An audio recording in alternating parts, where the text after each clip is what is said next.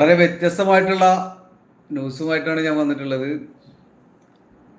നമ്മൾ മുൻകാലങ്ങളിൽ എന്തെങ്കിലും കാര്യങ്ങൾ സാധിക്കാതെ വന്നു കഴിഞ്ഞാൽ അതുപോലെ തന്നെ ഉപയോഗിക്കുന്ന ഒരു ഭാഷയാണ് പവനായി ശവമായി എന്ന്, അല്ലേ?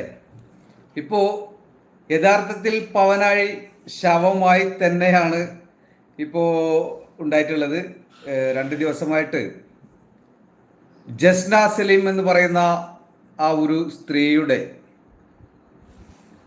ജീവിത ചരിത്രങ്ങൾ പല രൂപത്തിലാണ് ഇപ്പോൾ പലരും സോഷ്യൽ മീഡിയയിൽ അവരെക്കുറിച്ച് ഉള്ള വാർത്തകളൊക്കെ ചെയ്യുന്നത്. നമുക്കതിൻ്റെ പുറകിലൊന്നും പോകേണ്ട ഒരു ആവശ്യമൊന്നുമില്ല. കാരണം ആര് എന്ത് ചെയ്തു വെക്കുന്നുവോ അത് കുറെ കഴിയുമ്പോൾ അതിൻ്റെ അടിവേര് മാന്തുക തന്നെ ചെയ്യും. ജനങ്ങളെ